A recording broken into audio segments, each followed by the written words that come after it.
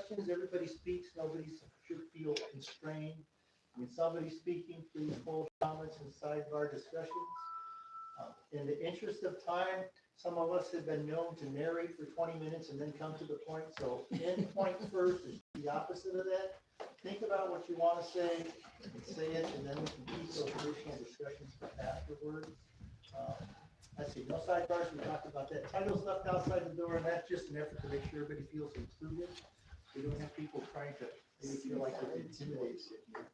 If we have things that are outside the scope of the meeting and the agenda that's posted, which you should have all received in the mail, we won't forget those, but what we'll do is we'll sideboard them over here on the bin list and circle back to them at the end like we did for those folks who were here last meeting. And the last one on there is no beeps, buzzes, noises, rings, or any of that stuff. So those in here, make sure if your cell phone is going to turn it to stun, please. And then I think we can proceed. Do you want more people to come up here closer?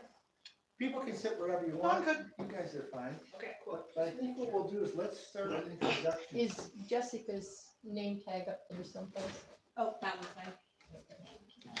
Lindsay. Okay, are we all good on names? Okay. With that in mind, everybody should have received at least the agenda and there were a couple of other emails that came out with some other attachments associated with it. I think what we'll do is let's start with Heidi. We'll go around inside the room first, and then we'll go to the folks who are on the task force who have joined us online. So Heidi, we can introduce ourselves. I guess everybody may not know us, so let's go through that one more time, please. So I'm Heidi Bell. I'm the city manager. I'm Nick Genatino. I run Headwaters Consulting, and I'm the facilitator for the meeting. I'm Rachel Roberts. I'm the pastor at Sheridan Church. I am Jessica Helms, and I am a community member. I'm Julie Schumann and president of Churches United for West Valley. I am Bobby Davis with the American Legion. I am Amber Hanson-Moore. I am with the Hill Community Action Partnership. I'm Julie Ray. I'm with the Rocky Hill. Okay, and then online we have, let's see, Keisha. You guys, well, I'll just mention your first name and you can introduce yourself and organization.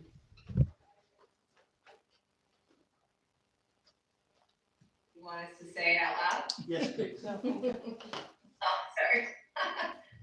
Takesha Wydron with Shared Revitalization. TK is fine also.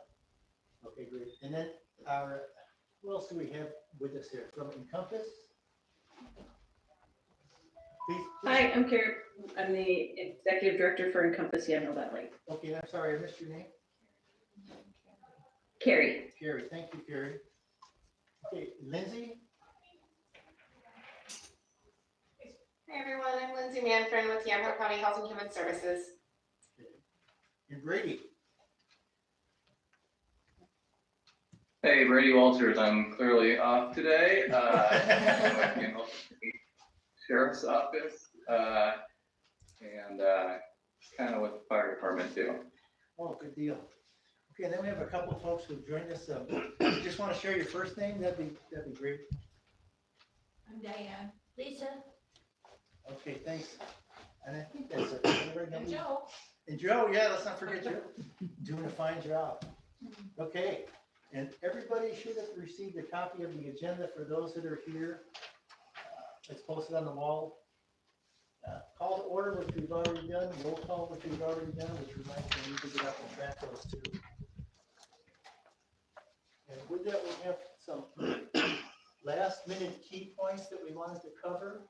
And those should have been on your agenda as well. You should have had a chance to look at those. In case you haven't, I'll just cover those really quickly. The key points that we talked about at the last meeting, along with all the other things that came up in discussion, were staffing and services that will be provided at the resource center. And the thing that we sort of had last time while we're here is that title of resource navigator, for lack of a better term, for somebody who may coordinate a lot of that information, or something more if possible. So that's what we want to make sure we don't lose sight of. And then we talked about the survey, the community needs assessment for task force review, that we thought about maybe including in the food boxes at the food bank to try to gather some information. So I think you sent that out, is that right? You have that? Yeah, and and I've got the results of what we've collected so far. Oh, good, good. You're going to hand this on. This also, I can pass them out while you the talk. chip data that Lindsay sent is the first handout, but I'll just speak to the needs assessment. So, all the information is on here. I compiled, we've gotten 47 responses so far.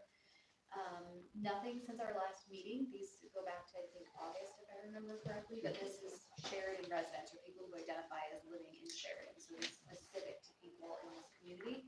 And these are, we ask the question, we present various things like cost of living, food costs, all the things that you see, like health insurance programs and services for seniors, mental health, etc., and ask them to rank them as either critical, somewhat, or not at all concerned. And then we have a question in the survey as well that says, which of all of these is the most important right now? So based on that, I know this is a thick document, and I apologize, but there's a lot of data in there, and I want to provide all of it to you. So based on the 47 responses, far and above the most pressing need identified was housing and rent costs, followed by, and I put these into the order in which they came out. Food costs, increasing income, reducing utility, access to healthy foods, and so on and so forth. There's several options in here. You can see the different responses. So I think that one of the goals from the last meeting was to identify what Sheridan residents are seeking or what their needs are, and I provided this notes that will help inform that strategy. Amber, do you mind if I interrupt you? For a while, there's somebody, I think that worked for Lindsay at the county, and her name is Casey, and she has been helping me to get some information and also about how people use the county services. So I'll pass this out. One more. This is the distributed folks, like, I don't know, this is very new, so okay. I'll check on that. Okay, I'll make a note that what we'll want to do is make sure we get this to the folks who are not joining the group. Yeah, I'll take care of that. Thank you.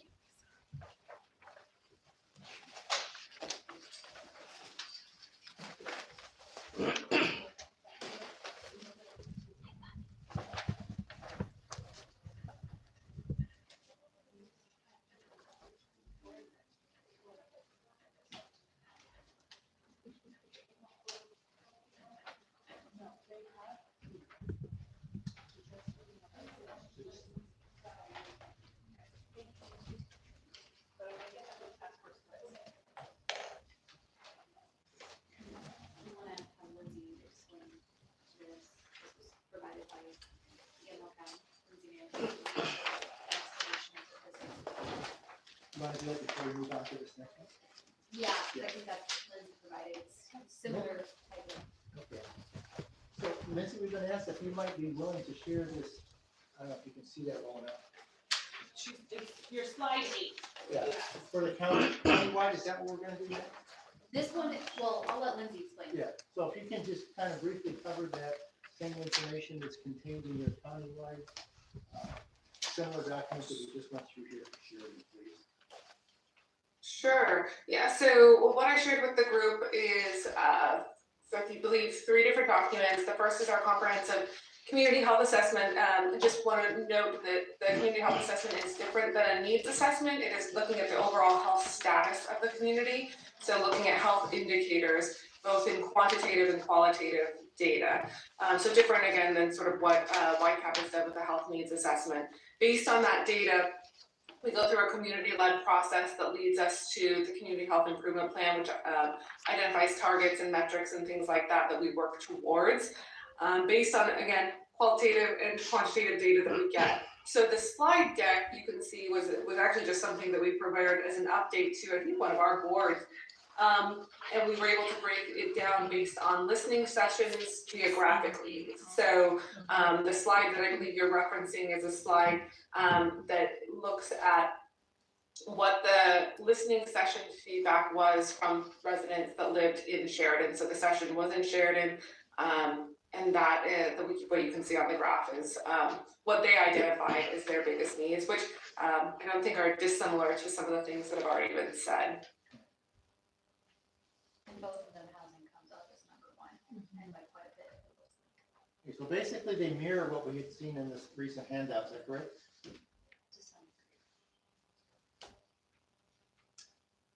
Lindsay? Is that- Yeah, I mean, I don't know what you just handed out, so I can't speak to that. I can just speak to what data I provided, yeah. She provided that. Okay, I sent this out via email just this morning. okay, it's in the email we were told, so we'll just have to compare that, I guess, and see how they like it. Okay, Yeah, but I think that both of them, yeah, I mean, certainly you can overlap those data sets. okay, but just a quick review, they're probably similar, is that right? Okay. Based on what I heard, Amber, I think it's Amber, is saying, I haven't reviewed what she said, but based on what she said, it sounds like there are some similarities. Yeah, like for both of them, housing, at a quick glance, housing is identified as the #1 need for both. Mental health was identified as what Lindsay was talking about through their shift, whereas mental health is ranked a lot lower in the one that Whitecap did. It's in there, but it's more like 7th or 8th out of, it's on page 6, for what it's worth. Because these are ranked in order in which, like I gave a weight scale to it. So the first one you see on page 1 had the highest ranking. On page 2, food costs had the second highest ranking. Increasing income was third, et cetera. Well, it seems like from that, we have two good data sources that can probably help us get to where we need to be and we can be. And we have one more, right? Yeah, I have some data that was pulled at about how people use the county services as they live in Sheridan or identify as Sheridan residents. And so I was surprised myself about how many tickets and how many clients that they have coming at the county that are looking for resources and getting resources from the county. Let's see, in 2023, and this was in November at this point, there had been 467 clients and 6,732 tickets. So that was just at that point, was in November. And then the top part here is the more updated information. So year to date, and we're only about March 1st when this was made, there was already 281 clients and 1,480 for service tickets. And you can see how those are broken down: mental health, substance abuse disorder treatment seems to be the highest. I thought this would be a different perspective because that lady's been so helpful at the county over time. So, operations manager, Okay. Well, that's good. just a different perspective. So we have a lot to tie into, to draw from, to see what we can come up with to help meet those needs like this. I don't believe that we will be able to chase those sorts of details for this meeting, but we need to figure out if we want to do this meeting for the next one. Because there's a lot to digest, but this information that came out, it's hard to. Let's just get going at it then. So we'll need a little bit of homework. So maybe if the group is okay, what do you think about trying to review this and come in maybe at the next meeting to see what we might be able to do to help address the information?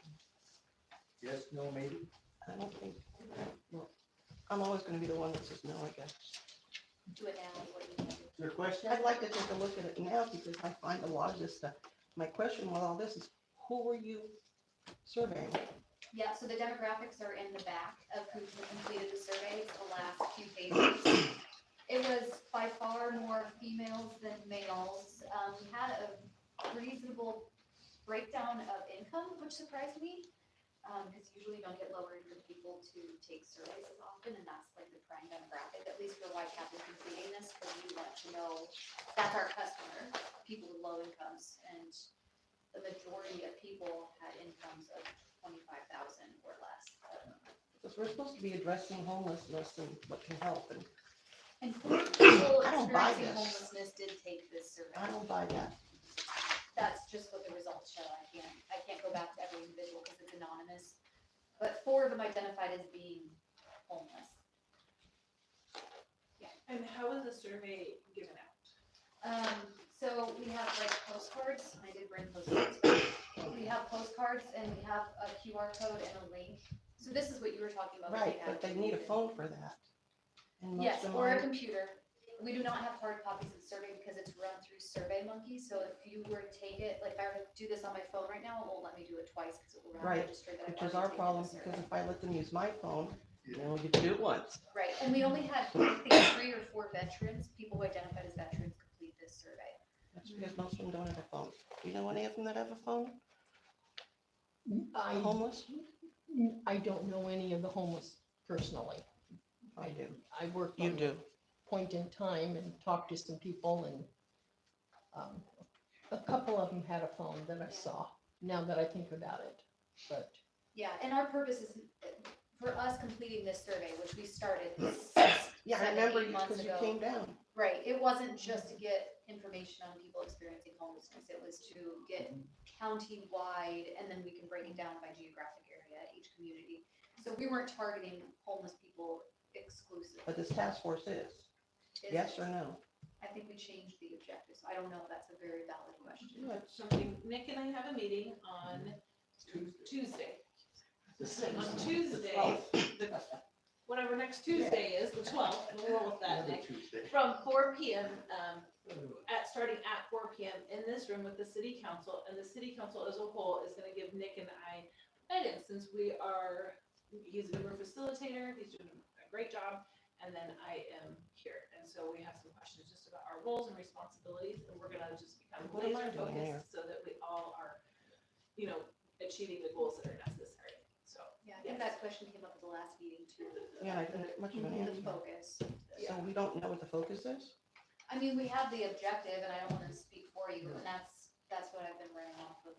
And the objective, is it changed or is it, what do you have for that? So this is what the objective is on the agenda, and we are gonna circle back with the city council to make sure that their objective has not changed, that this is still what they want accomplished as a whole. So our objective is setting up and organizing a plan to improve resource access.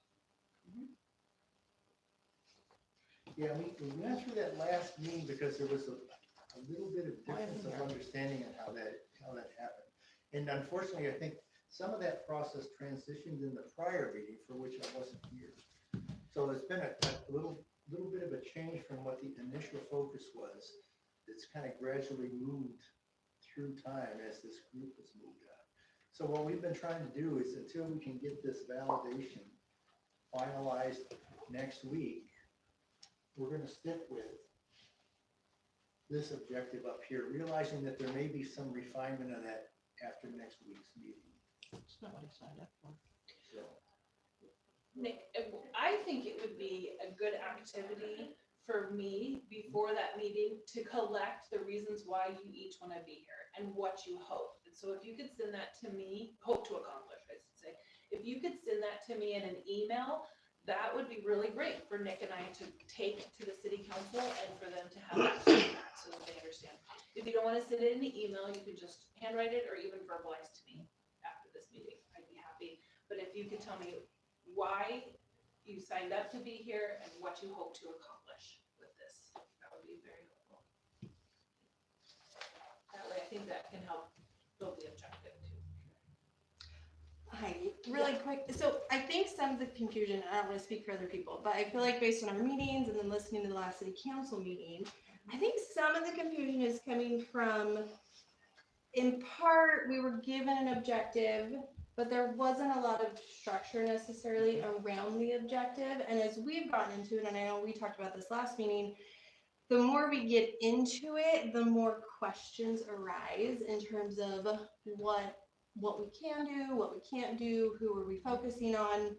I know I had some questions after the last city council meeting in terms of money, and the conversation that was had about the grant money, whether or not the grant money can be used. And I think some questions of, if there is not this grant money, where is there funding? And if there is not funding, then really, what is the objective necessarily, right? So I think the idea, I think we all came in with the idea of the original objective based on past city council meetings. And so I don't know that out loud it was like, oh, we want to change the objective. So I think hearing that the objective has changed feels a little bit like, okay, what's the structure? Where are we at? Who's choosing the objective? Because I know there's been emails back and forth about people feeling frustration. And I think some of it is this feeling of, are we beholden to the community or are we beholden to the city council? And how does that determine our objective and the structure of how we are moving forward? Okay. Nick and I'll be sure to ask that to the electeds. Oh, I'm confused. This isn't what I signed up for. Yeah, it's been a really dynamic shifting target for us to try to follow and chase. And you know, one of the things I like to do prior to starting in any of these is to sit down with the sponsor from the agency and say, what is it that you want? Because I've worked on different groups and they thought they knew what they wanted. And then we tried to put together, I said, so what are you planning to get there? And they gave me this piece of paper and multiple times I sat down and said, if this is what you plan to do, we aren't going to get to where you want to get to. So we need to get a meeting of the minds. What is it you really want? And until you do that, it's really difficult and it's not the most efficient use of time or energy. So I think we're wrestling with that, with our task force. And the only way to get it resolved is to do it soon. Next week is a little bit late, but it's not too far down the road. And the sooner you lock into that, the easier it's going to be to get there. Because there may be things that result from that meeting that we have that not everybody wants to do anymore, and that's fine. And then there may be other people, depending on what comes out of it, that want to join in. So regardless of where each of us are as individuals, we kind of are all well-intentioned people here for a good reason that we want to work on. You know, it's a volunteer effort. People have a lot of interest and a lot of energy. So we want to make sure our time is well spent and our energy is used for a productive purpose. So moving forward with today's meeting, Yes, on the agenda, we're going to talk about a resource center, yes. okay? And that's different than what we started out with. Right. When we started, it was more of a focus of just housing for the homeless, okay? And now it looks like we're going to a resource center. And do you feel that when you meet with the council, that objective may change? Because if we're not like 90% sure that our focus is going to be the resource center, I say let's don't waste time, okay? And we'll just meet again after you folks have verified that with them. So you want to make sure that we validate that the resource center is still. Still on their objective, and do we have any type of funding for it? Okay, Because if we're going to start a resource center from zero and also have to come up with funds to finance it, that's a whole different ball of wax than just coming up with a resource center that has some funding available already to get it going. right. Okay. Well, I think that's a good point, because I would think, this is just me kind of thinking about it, that I would think that will be at least part of what our focus will be. Okay. That's why I don't have a lot of reservation about continuing with the objectives that we have for tonight's meeting for the topics on the agenda, because they're gonna shake out one way or another. And they may be expanded, but I know we will at least do what we talked about here. So it will be this, I'm guessing, if I had to be put against the wall. I'm guessing it's this and maybe a little bit more, or maybe it's just this. But those are the two options that I would see. So that's why I don't have any reservation about working on what we have lined out for today. Okay. Okay. Okay, before we go any farther, any questions on the information that's been presented in the handouts or in the emails? I have a question. Sure. Okay. Sorry. Can you ever hear me? Yes. Go ahead. Okay, cool. So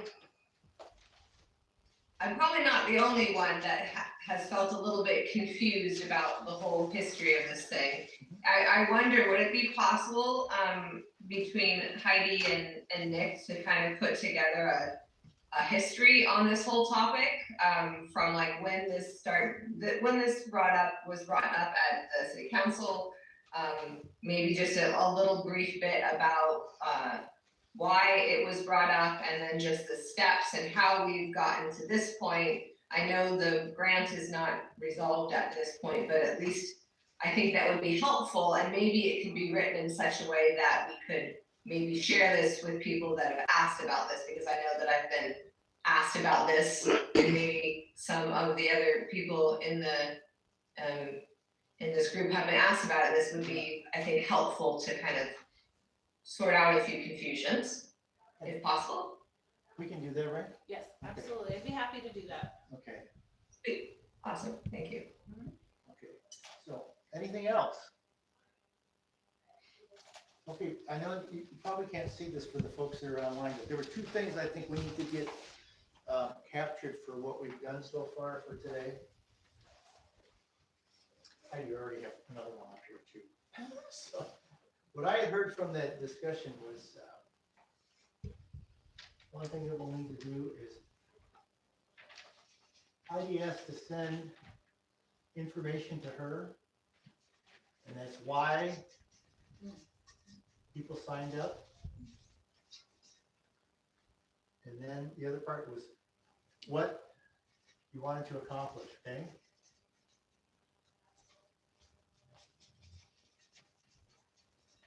And you can leave your name on or off, whatever you prefer, but then that will be helpful for me to take to the city council so that they have an understanding of what you want. And then there was one other one that we just did. We'll put together a request. We'll call it, for lack of not wanting to write a lot, project history. Is that okay? Yeah. And as I do this, just so you know, we haven't done this before, but I kind of write what I hear, and if it's not right, and you're the person that said it, say, that's not what I said, so that we make sure we get it right.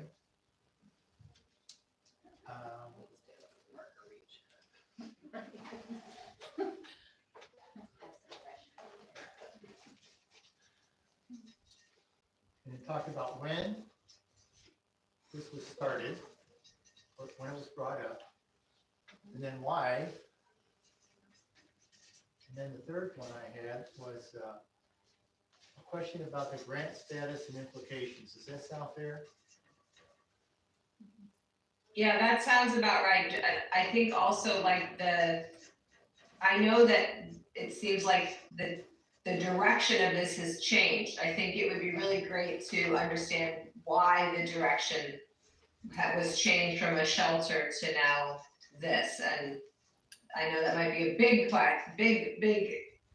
question, but I think it's important to get that in writing. Okay, and to track why the direction changed from the shelter to where we are now, is that fair? Okay. So maybe in your guys' meeting with city council, would it be possible, because I know, right, shelter's off the table of discussion, and that's been reiterated multiple times. What is on the table in terms of, right, because I know the Mill Street House got brought up again in city council on Monday night. Seems to be a lot of still kind of that's up in the air, but we're still, so it seems like maybe the city council also isn't on agreement on what kind of they want us to be looking at, because I think it's hard for us to, I don't know that it feels appropriate. I don't know. I guess I feel it's not super appropriate to come with my own agenda in this, because like, right, we were kind of saying like, hey, this is a need in the community that the city council has asked us to explore. If we all come with our own agendas, then we're not necessarily accomplishing any sort of objective, right? So I feel like city council needs to set the objective for us rather than us coming with our own desires and objectives to be effective in what we're trying to do. Very good purpose. Yeah. And then we can decide if it's not what we thought or what we wish. Well, we it's turned thought of. into homeless task force into resource center task force. Not that I had in mind. I don't see where that's the problem or where it's going to fix the problem either. Well, I don't think it's gonna hurt anything, and I think that it's a step Resource, I've been toward hearing, helping. I've been hearing about the resource center for 2 years now. Okay, well, I'm thinking if we got it done, then it could be a benefit. Oh, it's definitely a benefit, but it's not what I was led to understand when we started this. Right. There are needs Yeah, I think there were with the different, homeless that are not being met, and obviously they're not going to be met. Yeah, there were different understandings, I think, among task force when we had begun, and some of those not only had changed, but other things have evolved since then too. So I think that was the key though, that we just talked about, is figure out what the council really wants. And then that will help define where we need to go. And I still think there will be good outcomes. It may not be what everybody wants, but I don't think it will be any worse than where we are now. We should have an improvement by the time we're done.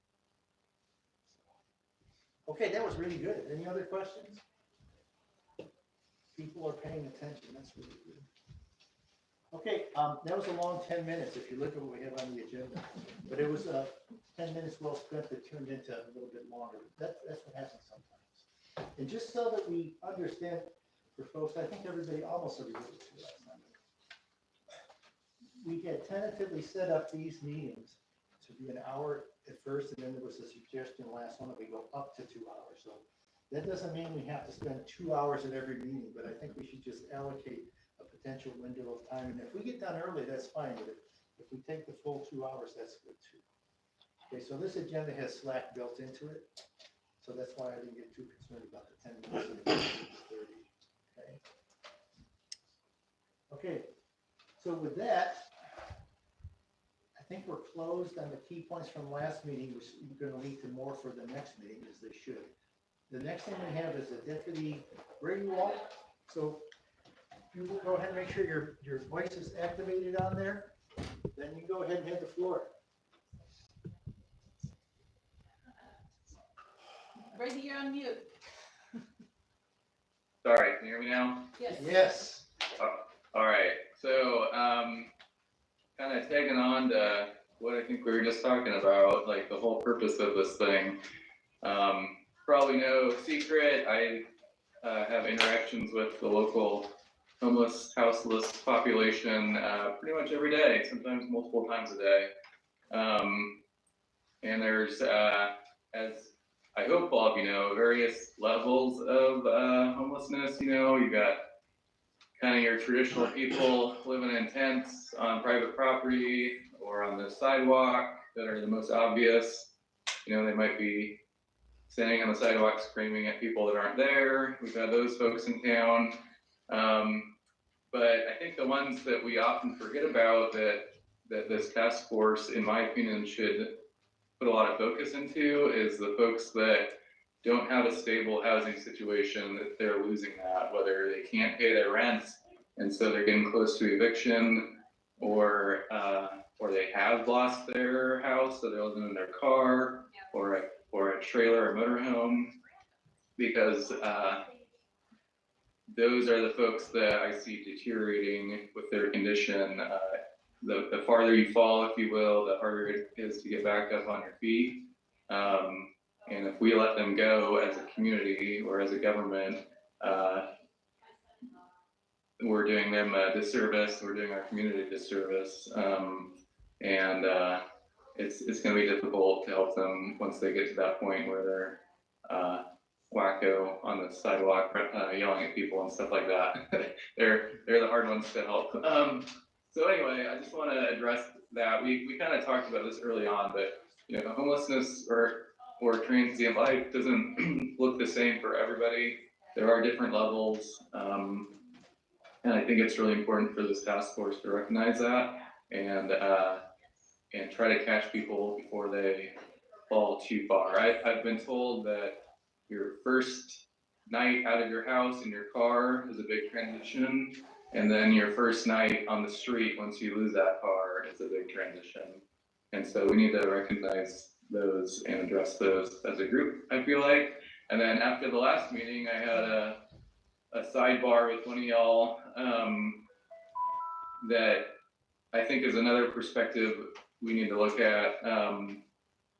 You know, our focus has been and probably should be like trying to address these issues with our homeless population, but we can't forget the other members of the community too. You know, there's lots of folks in our community that are dealing with the effects of that population, whether it's people squatting and trespassing on their property, setting up camps, littering and leaving dumped stuff, starting fires even. So we as a group, I feel, should also be considering those folks in our decisions and how we can best serve them as well. That's most of what I had. I mean, just to reiterate, we talked a lot about surveys and things like that last time. I was trying not to laugh, and I probably should have been more vocal. Most of the truly homeless people, they don't have cell phones. They don't have a method to scan a QR code and go online and take a survey. That's not an effective method to reach folks. So I think those in-person connections like this resource center would provide, or going around to camps, or having people at the food bank or other places where our transient population tends to congregate would be much more effective than expecting people to complete online surveys or that kind of thing. I think that's all I got, unless I missed something, Heidi. I don't think so. The talk, he's shared a lot of information with me, and I thought that it would be good for this group to hear what he had to say, since he is literally on the streets and working every day in Sheridan. Brady works very, very hard. Oh, sorry, I'm not done, I guess. So the two common things, especially with the folks that are truly homeless, living in tents on the street that I see, mental health issues and drug issues. Since our state government just recriminalized drugs, I anticipate my job will get a lot busier, but also we're gonna have a lot more tools in our toolbox to provide incentive to folks to get treatment and recovery and stuff. I personally think that's going to be a positive change for the Sheridan area. And the other side is, of course, mental health, which I know we've talked about and we'll discuss more, but you know, oftentimes substance abuse and mental health go hand in hand, and they unfortunately compound on each other, and so making sure these folks have some treatment options is very needed. Yeah, thanks. Any questions? No. Well, you know, that was really good. Thanks for sharing that. We need somebody with a point contact on the street, because a lot of us don't have that interaction, Brady. And those things you mentioned, of course, are covered in the surveys as well. So there's data to back up all the information you just shared with us. So thanks. Okay.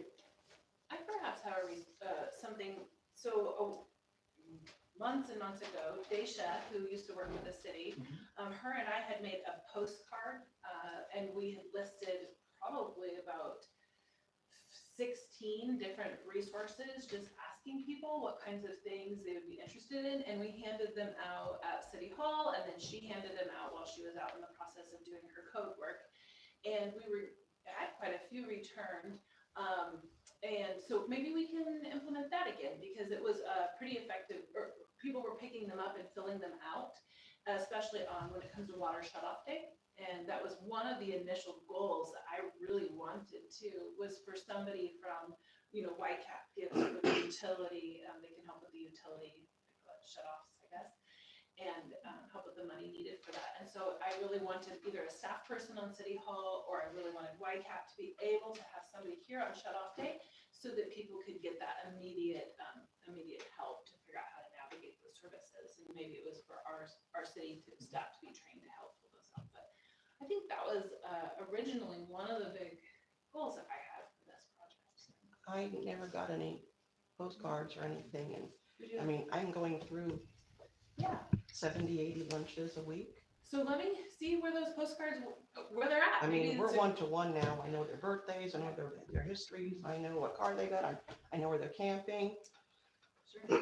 Let me try to find those and see. And we're also bathrooms. Does that kind of answer our question from last meeting then, of creating a survey if we already have something that has resources Well, we've got the survey. listed? But what is not taken into account is these guys don't have a phone. Right, but I mean, last time we talked about recreating all of this in a paper form. This is and never was intended to be a homeless survey. No, It was never intended to be a homeless only survey. We had the point in time data, which we reviewed also at the last meeting. So that is not what I was asked for, and that's not what I brought for that reason. Right. We don't have that.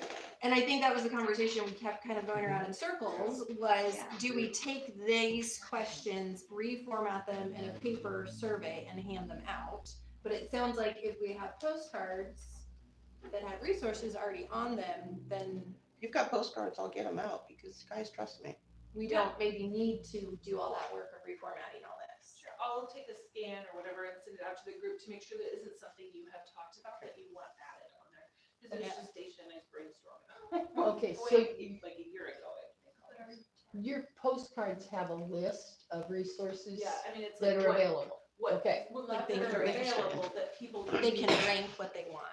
That people Okay. would take advantage of, well, not, that Okay. people Would need need to have access that to. are missing in their lives. Which is kind of what we talked about. And it Right. even has And things I like just- diapers on there. Yeah, and like you've got a bunch of them childcare. coming around. Mhm. Yeah, if Ow. Churches United had some, if the cards are where the homeless people are going, they'll probably work better. Just saying. Okay. Yeah, that gets back to that in-person contact that Brady was. You have to be in Yeah, person Brady because can they send don't, them out. if they don't trust you, they're not gonna go near you or tell you anything.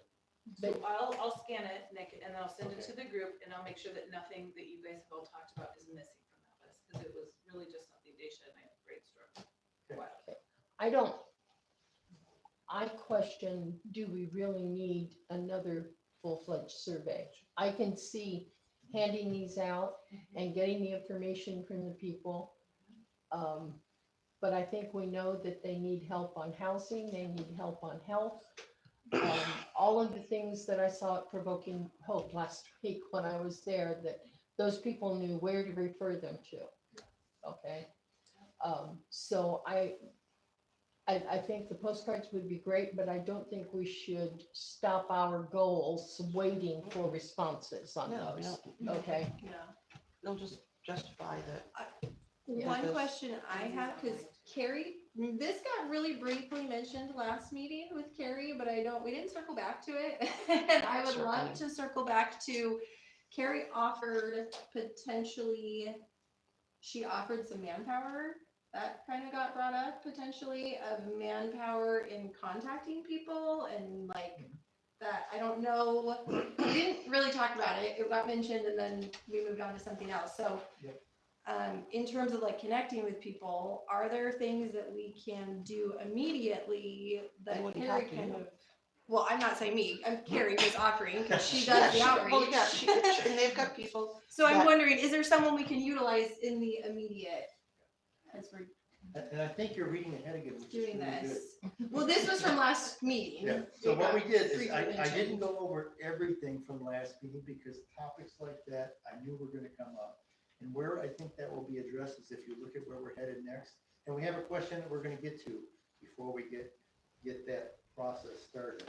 But where we're heading for today's topics, talked about the resource center, locations, requirements, and if you look at number 4, it says services and staffing to be provided. So that's where I thought we would circle back to what we talked about in our last meeting. So this wasn't for the resource center per se, this was more like outreach when we were talking about the surveys and like handing out, like having socks or hats or things that are like necessities. So I just wasn't sure if that was something, yeah, it got briefly mentioned and then we didn't talk about it, so I wasn't sure. And maybe I didn't. So I'm happy to address that, because you're right, I did say that, and I do mean that, and we can come back to that when it's appropriate in the larger agenda. So I definitely haven't forgotten. I think it's a little cart before the horse right now because we've got some other things that we're waiting to find out. But as soon as we get some of this other clarity, then I'm happy to talk very specifically about the things that we would be prepared to do right now and could assist with. So you didn't make that up. Okay, great, I feel like it got jumped over last Yeah. meeting and it was an offer, I think it's important. Yeah, it is, and that's why we tried to capture it, and I think between that discussion and the latest input we just had from our online folks, that will get us there, and if it doesn't, we'll make sure we do before we leave tonight. But before we get there, we've been, Lindsay's been patiently waiting with her hand up. Your arm tired? ahead. Very patient, pardon. There was a Yeah, question. so this sort of got brought up, so I almost put my hand down, but I would just encourage the group before going through the endeavor of a survey to really ask yourselves, what information do you not have that you're needing to move to the next step of this process? To me, and I sort of came in at the mix in a maybe strange point, so I'm still trying to get caught up on some history and context. But from my perspective, it sounds like this group has a pretty good handle on what the needs are, and so I wonder if a survey is necessary, and I would hate to see the work get delayed because of that, if you already have a good sense of what the community is in need of. So just sharing the thought. Yeah, I mean, for me, it sounds like the difference between what we have and what you are seeking is homeless only input. Like you don't, You like, think it's about, like this is people who are only, mostly not homeless. That's not what you need. You want homeless people. well, it to started be off with a served. homeless task force, so that would have been the focus. Now we're a resource task force. I mean, the resources are gonna be great. I help them out. I've got all copies of all kinds of resources and forms. We help them do it out. I've got veteran contact with housing and a couple others that take forms with him, and he'll go get them to the right people and stuff. You know, yes, somebody besides me doing it because I'm only there twice a week. But as far as a lot of the other things, I know that they're not letting people know that they exist. I know there are so many out there that nobody believes me when I tell them how many, I can count them, how many people I've got coming in. We did a community dinner last Sunday of every month. We hit about 60, 62, and we know the difference. Most of the people that are coming through, I'd say out of the 62, at least 40 to 45 are homeless in various forms. They're in their vehicles. And this is including families, school families with kids, and they're having to work their way through that as well. Those are the ones that are not being seen. Yeah, and I think it's a really big, important topic. And I don't want to lose it. You made the first bin list topic for today's meeting because it's beyond what we're going to do today. More than happy to invite you for lunch on Thursdays or Tuesdays, and you can go What I hang out. heard- You can all hang out at the Calvary Church with me and meet everybody there. And most of them are homeless or damn close to it. What's the times of that, Bobby? What time do you do that? I'm there from 10 until usually 4 or 5. I've got one guy I know, he's always late coming in and getting food, so I will sit and wait for him because he needs this. So what you said was 60, you think is a fair number? Well, out of the 60, 62 1 week, 65 the next. The following one, we did 37 that I know were homeless. So I'm just trying to get an upper end estimate. Upper estimate, I'd say at least 45, Okay, so and that's not counting kids and spouses. It's what we're hearing is basically 12 to 45. Well, I think that's why when we did the point in time survey and everyone kept talking about that, I was like, caution, it's only a small fraction of, and that's why I included the McKinney-Vento school homeless data. I mean, They had a list of like 20 or 30, the kids. are because just- no one is ever gonna take you're not gonna be the other person to take No. this, right? No. Yeah. And people like you know more than a single snapshot in time is what you capture. No, they know I worry about it. If there's a couple, if I don't see them at least once that week, Thursday, I don't see him, I'm out looking for him. Because there's a lot of medical issues. We've got a guy who's diagnosed diabetic, and you gotta see what his feet are looking like. Never mind the ulcers, and he's not getting medical care. And there's a number of them like that. And I think that's a key item that applies to maybe some of the other data that we see, because it's like, Brady, and you're saying, you're on the front lines, you see this every day, and the surveys are just a subsample of that group of people that you guys deal with on a day-to-day basis. And if you try to deal with the homeless veterans, yeah, right, they'll shoot you. They don't shoot me because I'm but Okay, and it's kind of beyond the scope of what we're here for today, but it's important enough that we can't lose sight of that, because all that data set, you need to temper it, I think, and then apply common sense on the street judgment to get the real sense of where we have to go. Is that fair? Okay. Anything else? Any more hands? Nope, everybody good? All right. Really quickly, Got one. sorry. Okay, it's okay. I feel like I'm talking out of thing. Knowing this, right, with all this information, so far a shelter has been off the table for us, right? And we don't have control over what the council decides in that regard. So I guess a question I feel like we need to consider is, what are the tangible things, resources that are needed outside of shelter that we can help be constructive with? Because it sounds like you're helping a lot of people connect to resources, which is what we've talked about in terms of a navigation person. And it also sounds like there's a gap between, there's other tangible things that are more critical and important than just connecting to these resources in the county. And that I feel like is where we're missing, But the county's where they're gonna get medical where help. they're gonna, right. Okay, and that's big. And So, And now go. the next item on here is where, I mean, we have to have a place to put the resource center. And I nominate the Legion because that's where they're going now. Oh, no. Well, that's where we're headed, and I think Yeah, yeah, I'll just ask the task force member to make sure that we get to where we end up today to address the points that were covered.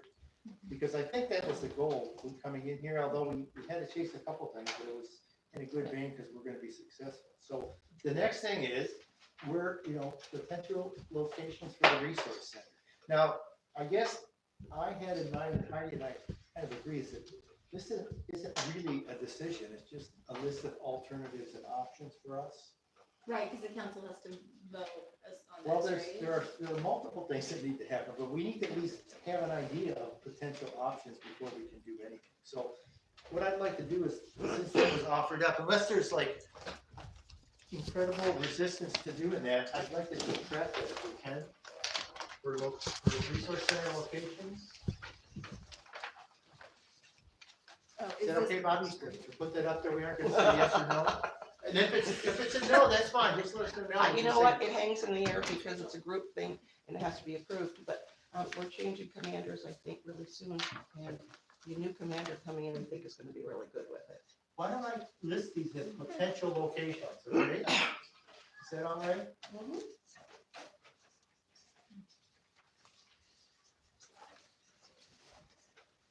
Okay, so one is American Legion. And what I'd like to do is just go through this part of the agenda, the potential. We aren't gonna make any evaluations or judgments or decisions, but let's just kind of brainstorm what we have as options. Do we have any other? As the pastor of the Nazarene Church, we have spaces, and that is something that I have wanted to be able to provide. There's a couple of issues with our spaces, like the best space would be our portable buildings, but there is no plumbing out there. So there's no water, there's no toilet. Okay. So that would need to be addressed, and I'm not quite sure how we would do that, because we've never done that part before.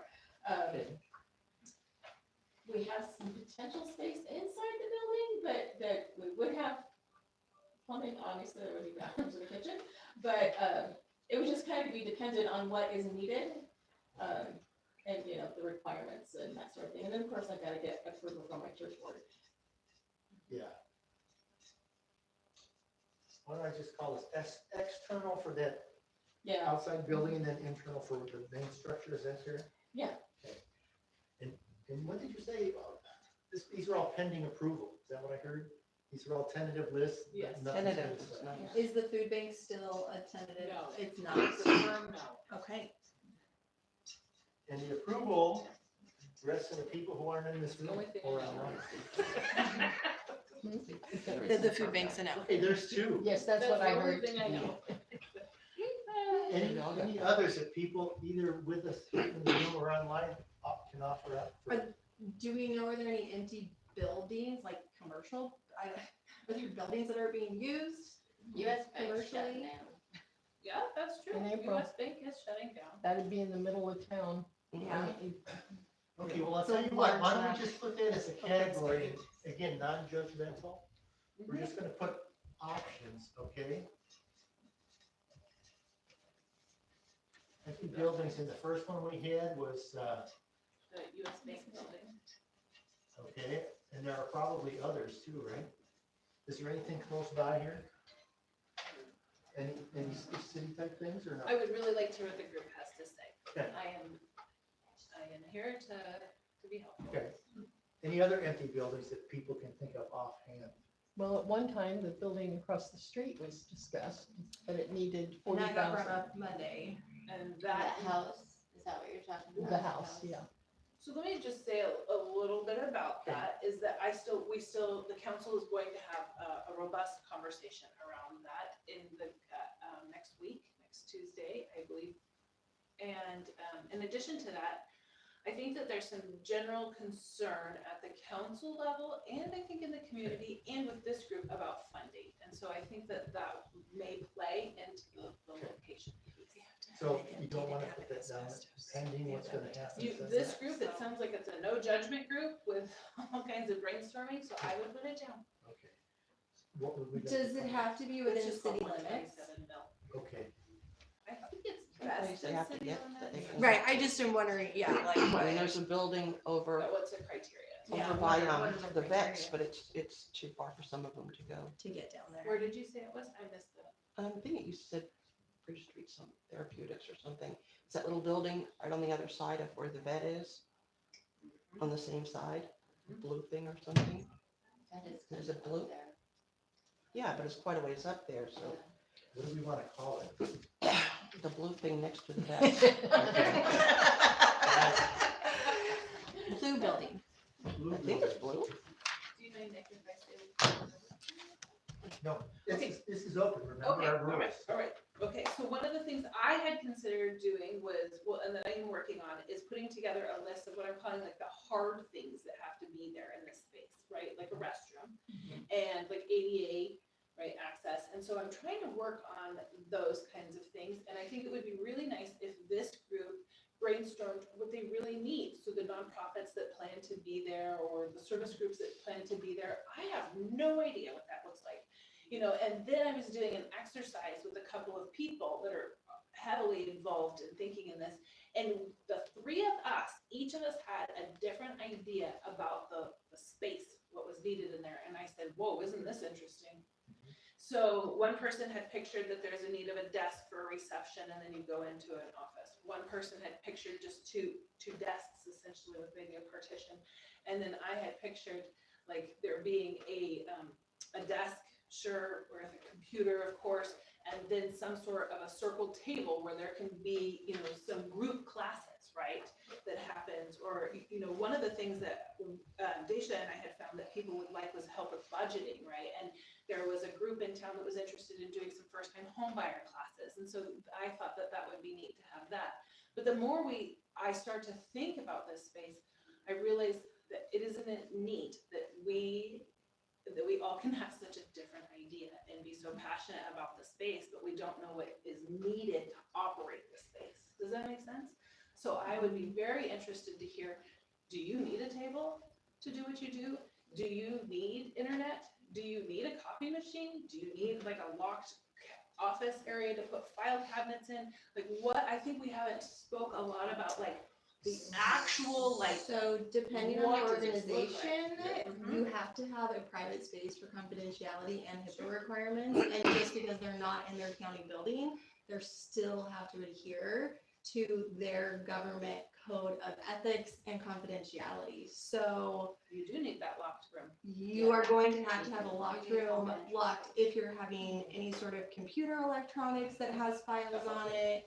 Unless it's a group setting with consent, any consultation that's done by a county group that has a board of ethics, a ruling board, it is going to have to be done in private. So the question becomes, do you each, so say there's 3 nonprofits, just no judgment space, right? There's 3 nonprofits, do you each need your own room? Or do you just need like a closet area with 3 different locked cabinets? Or are you going to be taking all that stuff and transporting it? You couldn't have people in there at the same time. Yeah, I think it's like. They No, cannot she's talking overhear. about storage. But I'm talking like about people storage. couldn't be in there together at the same, so if you had like cubbies, for example, like in an office, you have like cubbies, you could only have one person in there Yes. at a time. Storage wise, yes, if they had their own locked thing just for storage, but in terms of And like we would probably people, bring stuff back and forth. We Yeah. wouldn't leave it there. We Yeah. can't guarantee the security of it, so it would come like in a locked box with us and leave with us. yeah. But you do have to have a confidential space in which to conduct intakes and have So if you want to have more resources happening than one at a time, if you're gonna have multiple nonprofits working the same hours, then you'd have to have multiple private rooms. So that changes, right, what this space looks like, or the size of the space. And so I think that it becomes important as we talk about location and we narrow it down, that we actually know what we're trying to build. Yeah, and I think I kind of just took an independent step while you guys had that discussion. Because where we're going is, we're talking about the locations first. Well, if you look what follows that, is the city has certain requirements that we need to make sure are adhered to. And based on this discussion, the organizations have certain requirements, and I think they'll just fall into line. But if we have to circle back to where we started again, this is kind of like herding quail, isn't it?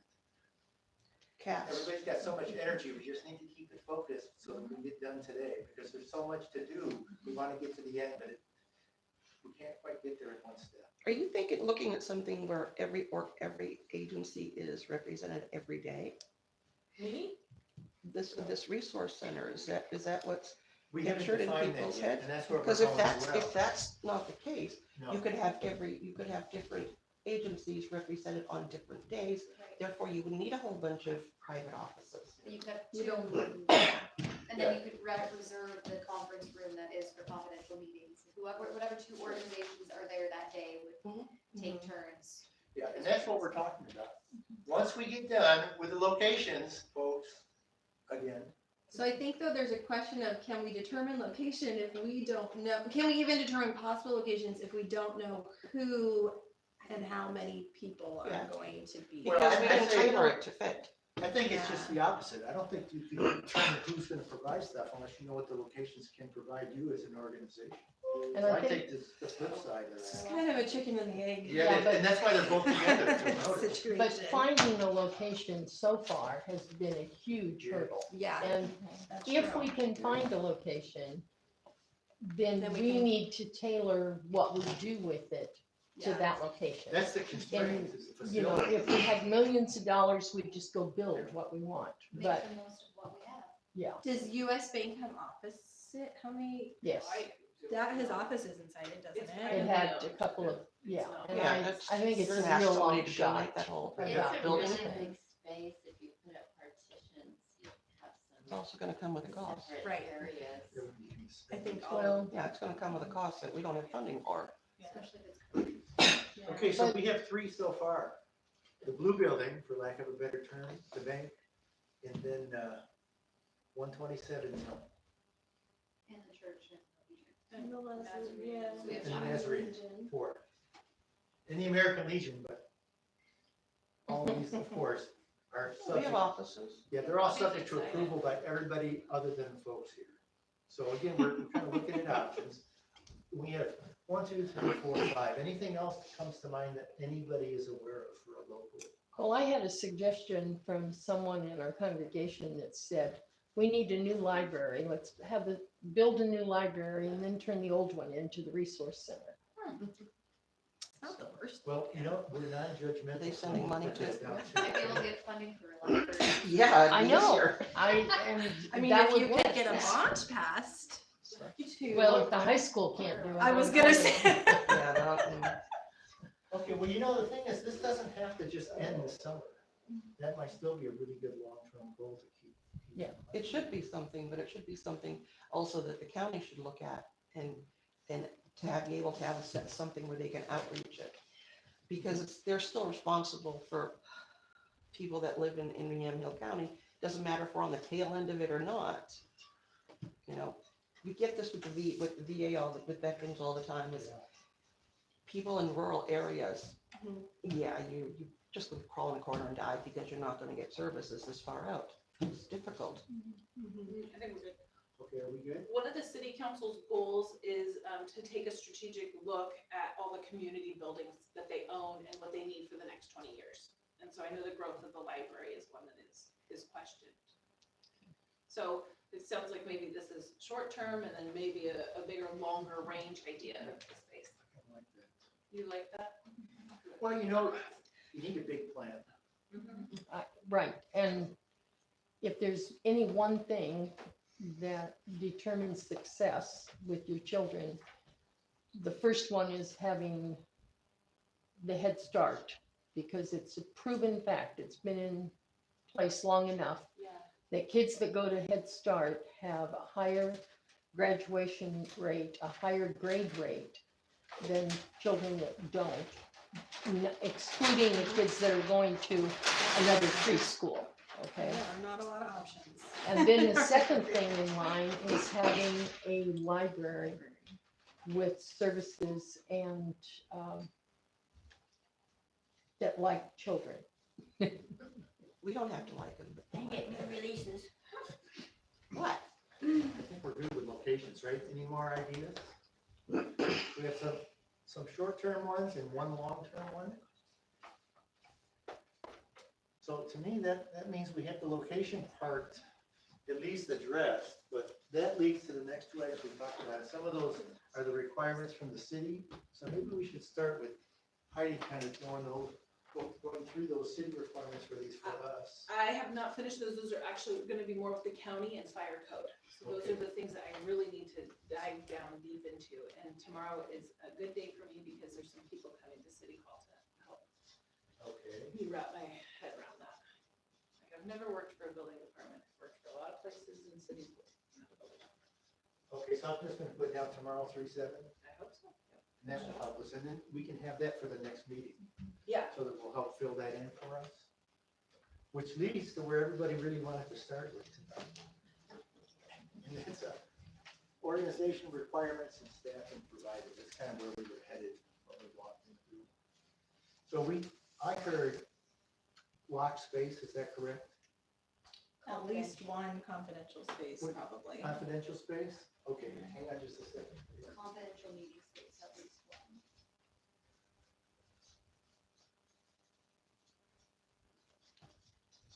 And isn't there like confidential storage that you had mentioned too, or not? Just a meeting space? It would depend on the organization, because it sounds like some people would take their items with them, some may store it. Provoking help with CRMs would need file cabinets. That lock. That lock. So do we need to add that as well? Well, so cities, we have to have our locking files in a fireproof, it either has to be a fireproof locking cabinet or in a fireproof room. Is that the same? That's pretty much it. Pretty much isn't it I for mean, records. That, or unless we were to transport them in lock bags. Yeah, I over think to we would the- transport, we wouldn't leave things there, we would transport them back into McMinnville because that's headquarters. Do you guys do electronic note keeping for the most part? Back Provoking in, we help? have a room, a locked room that they would bring that information back to the locked room in a locked bag, Okay. and they would enter Input it all there. of that there. And you need secure Wi-Fi or secure internet, because we do a combination of hard files and digital stuff. So you have to have a secure network over which you can Yeah. save it and You'd enter it. probably also need to have a guest network, right? If we're gonna have this as like an open community space where people are coming in and teaching classes, they're gonna need access to a different internet network so that the secure network stays secure. Yeah, for sure. their We have that course. here. Okay. I understand. And then what, I guess I heard secure document storage, is that fair? No, we don't need any, Provoking Hope does not need a locked storage there. If we were gonna be there, we would transport things back and forth in our locked bags. The only thing we would need would be a file cabinet, and we could provide that. I mean, we could bring a short file cabinet out for the blank pages. So the intake packet and all of the things that we would need to gather the information, but they would be blank pages. And then as they got filled out, then they would go in our locked bag and be transported back with the certified recovery rental. Okay, what I thought I heard you guys keep me honest is document storage and document security, is that fair? So yeah, we would need some sort of Yes. yeah, storage. Okay. Julie, will you please introduce your guest? Yes, this is Diane Reynolds, and and she's the CEO and founder of Provoking Hope. And I read about you in last week's News Register and They won't leave me alone. your great plans. Okay. Anything else as far as those two things for now? Do we have Oh, anything else copier, we can elaborate on? phones. Yeah, do we need telephones? I don't know. Do we need telephones? Yes. So Or our at cell our, phones. at our Phones. location, our people use their cell phones. I don't know that we would need. The printer, scanner, because most common needs we get is people who need to scan documents. Yeah. So they need to scan a copy of their ID, their pay stubs to show us that they're income eligible. So a scanner, copier, printer would be used frequently for our purposes. Okay, printer, scanner, copier, that's good. We're doing good. When I went to the one that's in Dallas, and it's a pretty amazing resource center in a small space, actually. I don't know if anybody's familiar with it, but they had a separate area for the kids to kind of play with big windows so that they didn't have to hear like mom or dad or whoever retelling the story again and again. And I thought that was a really wonderful feature of that space. So what would you like to label that? Like, Child play area or something? yeah, something. We'll know what that means, I hope, right? Okay. Yeah. Does that cover the primary items that we need? For now, I'm sure there will be other things that we'll think about, but they seem to be the ones that people can combine with really quickly. Well, since Rachel has offered her place, we do need restrooms, Okay. okay? ADA restroom. Yeah, I have to provide spaces for people to stand. Like if we had a staff member there all day, we're legally required to give them space to take a break. And those break, right? So you have to have like a small kitchenette at least, For running staff water, especially. running water. Break room. Yeah, so Safe technically two water. rooms, but yeah. How about if I put If you're break there room all and day. quotes? Yeah. Will that kind of catch it? Talking about maybe a sink or something easier. Okay. Microwave. But the question then later becomes too, which is, I think, where you guys are gonna be pushed into having a bigger conversation is like what other services? So we have the mobile shower, but it hasn't been talked about. There's no concept of how that is really gonna be ran at this point. We have some ideas, but it probably will become this group's conversation, like what that looks like. And so plumbing is. I was gonna say, is it possible Water. that mobile showers end up in the parking lot of the resource center? I and have things no are- idea, but my guess is that this group will have to talk about that, so let's just add this to the list, so we don't Is forget this a now. wish list or I a just- minimum necessary? You know what I'd like to do, looking at where we are and everybody's time and where we need to go, and hearing from our friends who are kind enough to come in, is let's put others to be determined, because we could spend the rest of the meeting doing this, and our marginal returns going down with every stuff there, so. So If you don't mind, I'll just put. I mean, those seem pretty necessary. I think these are your minimum necessary. Yeah. Security considerations, how is the door locked? How many people do you have there at one time? Are there cameras? Are always gonna be. Okay. Good question. Something else to consider, is like a safety button, so something, whether it's wired through the Wi-Fi, whether it alerts City Hall, whether it alerts the sheriff's office, some sort of alarm system for staff that is working there, that they can, in emergency or in crisis, they can alert, we can get help. Cleaning Good idea. Like who's responsible for cleaning the space? And that's a very good question. Cleaning. Okay. I would think Western Barrier hookup might be helpful. If you want people doing that. I What will. was the second one? We'll go back to plumbing. Okay, We'll just leave it at plumbing. let's see where we are here. We need to keep moving along, so I think I'm gonna offer that up again. Others to be determined as we get a little bit more information. But that was really good. We have a lot of Like orders. over a dozen things. On your way out, in that department, Yeah, that actually is very expensive, it important doesn't too work when for I shit. go and with Nick to the council meeting. now is the court. So that they have it. Usually we end up throwing their clothes out and finding new ones. I was And gonna as say, we if start people to are talk talking about showers, it possible doesn't do a lot of good. Yeah, if you 'cause have plumbing change into the is clothes reflected they in were all wearing those. in They all the need shower. time. We can have, we Well, can there's, somehow goals standard and then there's what we have. That's true. That's true. And there's a lot of. Right, like you Survival can't levels. easily, you can operate out of a church without plumbing, it's just not as ideal. Yeah. And you can only be there for a few hours at a time, you have other, so yeah, this is like more like gold standard, and then we have, what do we actually get? And what do we do And I with couldn't space? imagine. Does having the to city also- require us to have a bathroom though? The I code, would yeah. think that. Does you the would fire want code that. require us to? I don't, once again, I've never worked for a building division, so. I have, and yes. That's what I was gonna say, There you even go. if- even if the organization doesn't require a bathroom based on hours, just fire If you're code tell us open we to the have to have public. one. Okay, What's the this next sounds one? really good, everybody. Good job. Looks like Takesha has something. Let's go to what we Hands have. up. Oh, you have one TK more, has who's gonna got a hand wait up. patiently, Who's sorry, that? Nick. You have TK. Was there a hand up? Sorry, I missed it.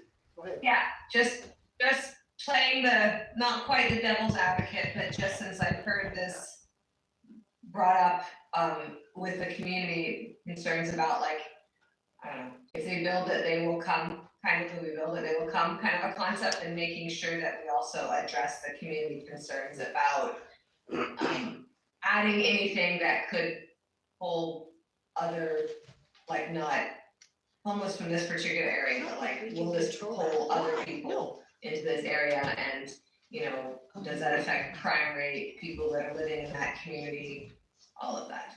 Where are you So, like, think the they're coming? neighbors. Where are Heidi, they since coming you from? have toured the Dallas Resource Center, and it sounds like you have a contact, I'd be curious to know, I mean, I also work for Polk County, so I could probably ask my boss, but I'm curious to know if they've seen any changes, right? Maybe if they have any sort of data on that, because that's not really something that is controllable per se, in As a terms of yeah, I mean, people showing as a up. previous homeless, I'm not gonna come here from someplace that's bigger because there's nothing out here. There's no resources. There's no way to park your tent safely. There's no way to do anything with it. You can't put your RV anywhere without getting yelled at. So this is not an area that homeless people want to be in. Most of them that we're seeing they've got a connection in this place. They've got family. They've got, you know, a house down there that their mother used to own, and all of this. This is what keeps people here, is this familial connection. But I think the perception of the public, Oh, yeah. okay? The perception of the public is that if we make anything too sweet, too nice, too easy, they will come in from everywhere else to take advantage of that. I'm not saying it's right. I'm saying that the people that are only involved with the homeless, with the low income, with the marginalized, the only concept they have are when they drive by them on the road and think, I don't want to see that. Go get a job.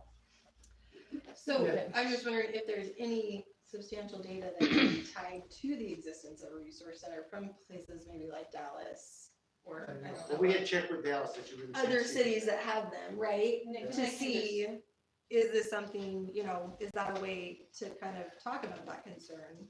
Yeah. Is with actual data rather than making You assumptions. can find all the data you I want, mean, I but just saw an article that Arch is creating a place in Woodburn, and they also had stuff in Salem, because that's where they're headquartered.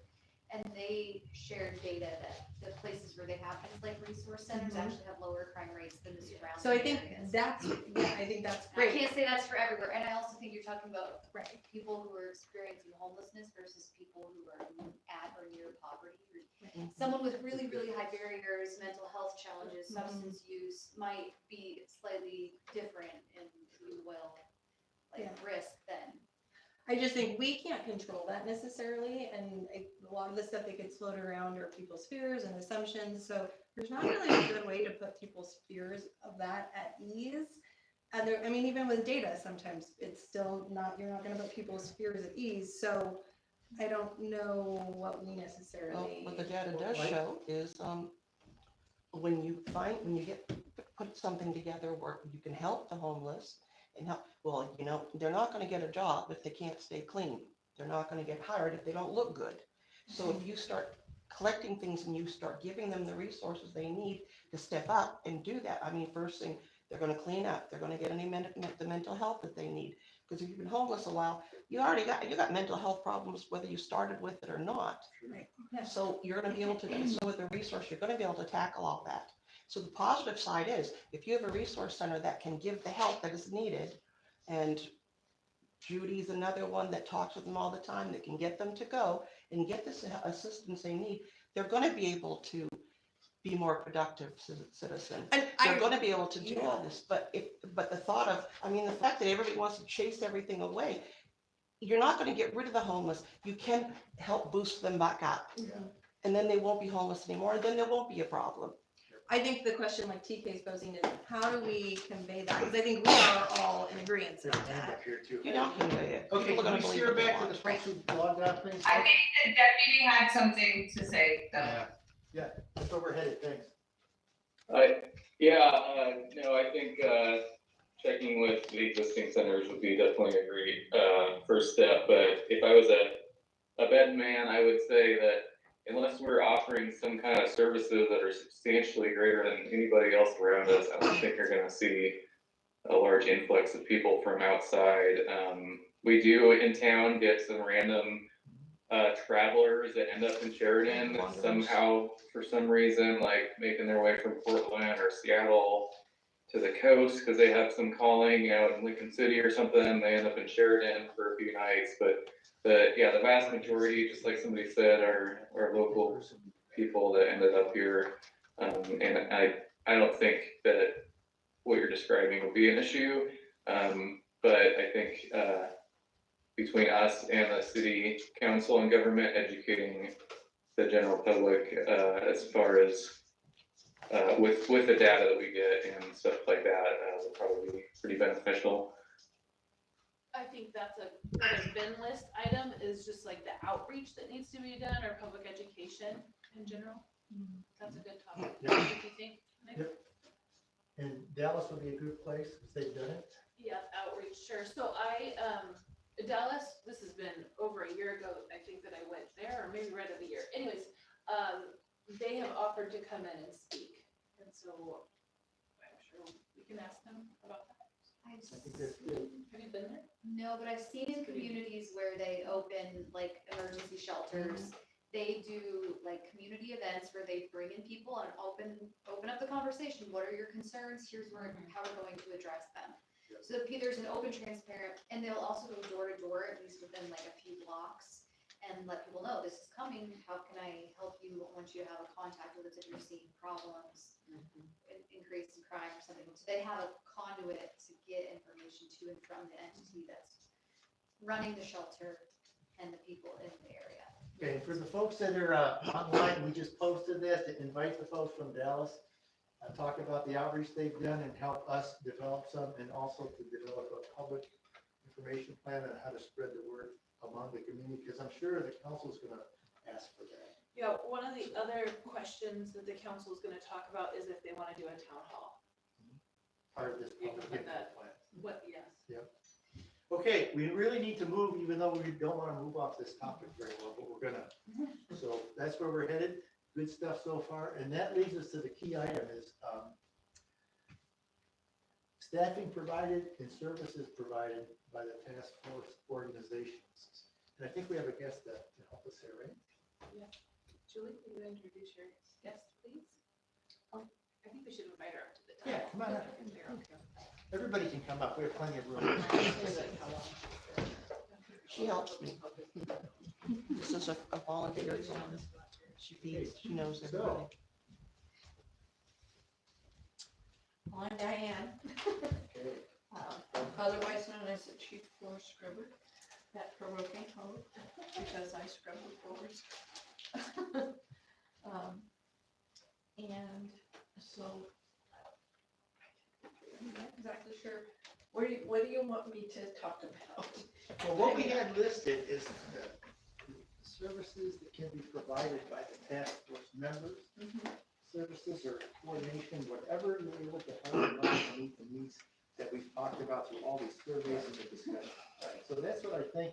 In Sheridan. Yeah, in Sheridan, it has to be located here in one of these to be determined places. So, if I can be so bold as to say, stigma is what you're talking about. Okay, that was the subject we just had. That's what it's called. It's called stigma. And we face stigma. It's not as bad today as it was 13 years ago. You know, when we were in a 300 square foot basement across the street from Health and Human Services, and just down the road from the jail probation office. So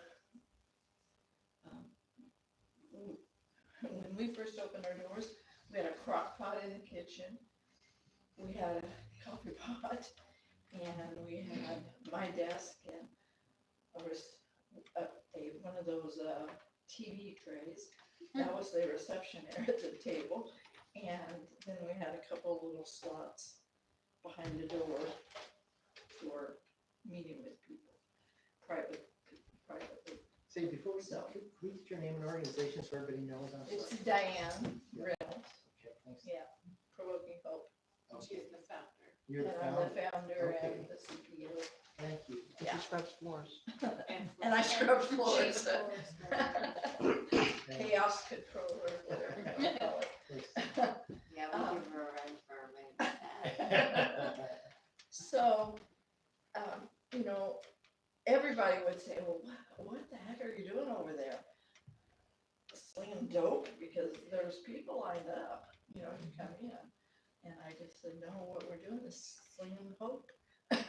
You know, so they found out there's hope. And besides that, they know that we're gonna feed them every day. And we still do that 13 years later. We do a crock pot lunch. They come in, they get fed, they get coffee. And if they miss the hours of the hot meal, they get a brown bag full of sandwich, chips, whatever we have to offer. So everybody thought we were just gonna destroy the neighborhood. And that just didn't happen. You know, as we have grown, we moved. Now we're over on 10th and Baker. We have a location on Baker Street, and then we have a strip mall on 10th Street. We have another strip mall building that we occupy half on 8th Street in Baker. And we occupy 4 suites inside the Mac building, and 70 employees. So, Good job. yeah. So every time we turn around, there's another little element of stigma. And so stigma is something that we've just learned to kind of deal with. We've worked with Lindsay, we've worked with public health, we've worked with, with Bill Mickelson. We've worked with the judges, the corrections department, the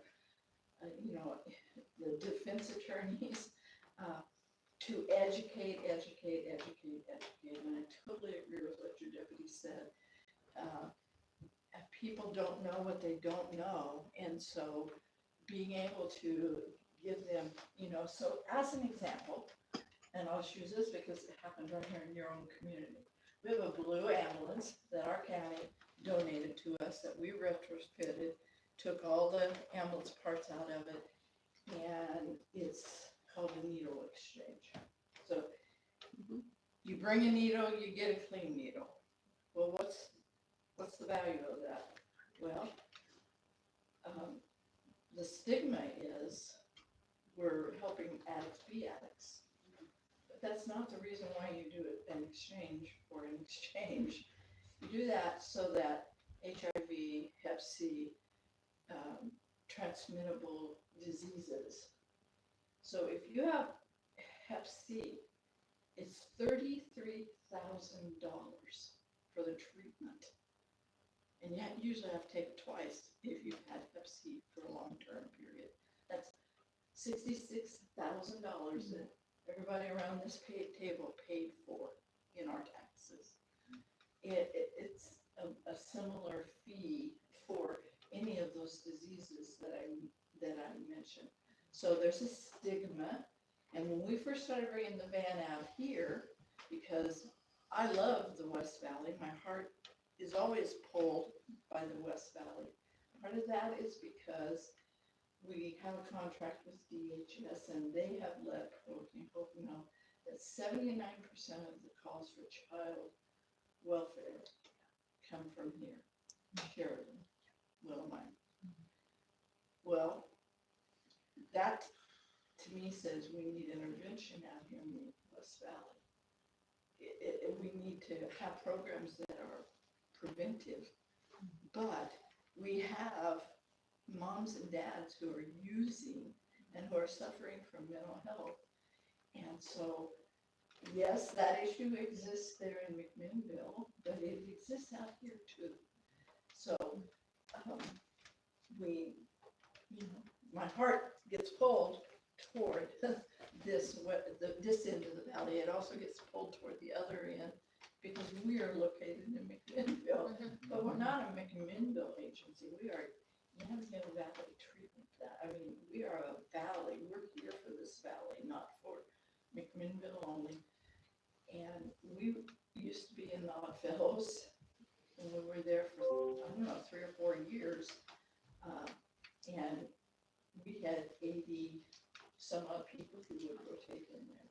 So, and they did the same thing. They did the same thing we do at the McMinnville office. They prepare a meal, they have a pot of coffee going, they would have water, bottles of water, they would have lunch snacks. We did events out there, celebration in that fenced-in area, invited the local community to come in. We asked housing to come out there, so they would come out there. We asked Virginia Garcia would come out and sit in that building with us. We just, opened that all up, and then the people who manage our people who were working out there ran into a bump in the road in their own personal lives, and so we closed that down. And we've been looking for, some place to be able to come back out here. But when that blue van comes out here, people are very hateful. Our people have sack lunches, they have blankets, they have socks, they have hygiene kits, they have bath Female things. People seem to forget that part. Right. Everything that you can imagine, we resourced and we put into that blue ambulance to bring out to Sheridan. And when we come out here, we hit the stigma barrier. People out here don't want us here. They don't, what are you doing? And why are you parked on the street? So, educating and getting the information out. So we do very much similar to what I'm hearing you say. They're getting out of the vans, they're walking where the people are congregating, they're introducing themselves, they're handing out all these supplies that we carry around in the van. And Picking up dirty needles. that's the other thing.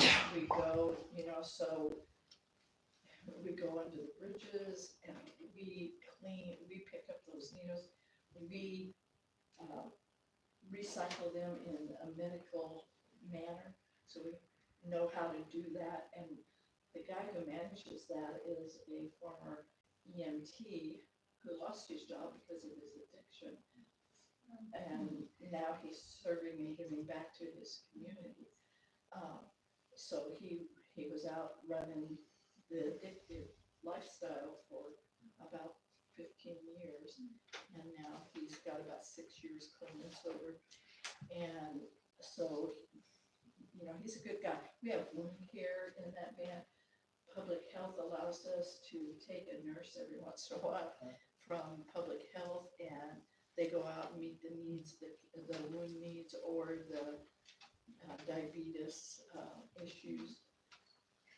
We have a question. Yeah. From one of the folks that got mine. Okay. TK, that's you. You're talking about the stigma aspect, and I definitely understand that. I'm just wondering, do you have statistics that show that the support that you guys give with your organization, the interventions and all that makes a difference?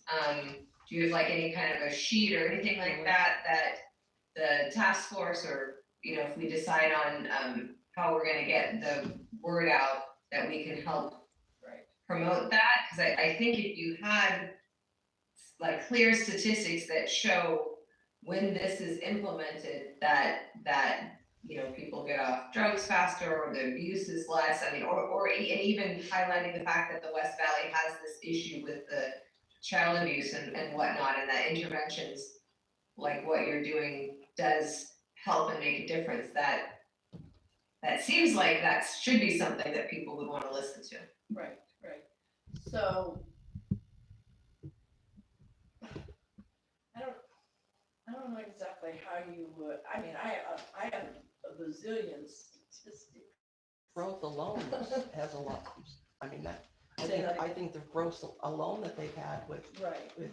provoking hope. I says a have, whole I have lot of things. 70 employees, and guess what? Every single one of them are in various levels of recovery. I mean, it's called harm reduction as a tactic, and there is research behind the Right. effectiveness of harm reduction as a tactic. If nothing else, if not for the moral sense of like helping people with these issues, for the cost savings inherent that she just highlighted of 66,000 because someone doesn't get Hep C. So at the very least, as your fiscal conservative, you would want to see those numbers and Right. understand the benefit. And then I think, you know, the people who are serving are the storytellers. It's their stories. It's their testimony of the change in their lives. And so having some sort of community event where we just came from a community event in our parking lot where we had 5 astounding people telling their story, breaking the stigma. People are sitting in those chairs crying as they're listening to the evidence of the storytelling. You know, you can't argue with the evidence of 70 people. It's 70 that are employed right now. We've got something like 49 out in community now who have spent 5 years with us, being brought in, raised up, equipped, and then sent out into the community. So I always say that's my evidence. My evidence is these people who come in and work for me, who would not commit a crime because now they have a job, they're clean, they're sober, they have a home, they're taxpayers, they're buying their own groceries with their own cash, they're not living off welfare anymore. That is the life change. That's a statistic, isn't it? Yeah. So, Maybe part of the town hall could include testimony from some of those who have lived in Sheridan or from Sheridan and can testify to the support that Provoking Hope provided in getting their lives, and now they are productive, tax-paying, you know, members of the community again. And that's the point, is all of this has to go towards not just perpetuating the same situation, but giving a step up so that we can actually resolve it. I mean, I know, I don't just, I'm not representing myself here, I'm representing revitalization, shared revitalization, and I know a lot that I've heard is, okay, whatever we want to support has to be something that actually goes towards improving the situation, not just, you know, plugging a hole, but like improving the situation so that we bring these people back into the community so they can become productive members of society and not a drain and an issue to property owners and all that. So, you know, they aren't gonna come to a place that feels like they're walking into the heat. They're just not going to. They're not gonna come someplace where it's all stiff and regulated, and they're gonna come to a place where they come home. And, you know, that's what people say. And even today on the concrete, that's what people were saying.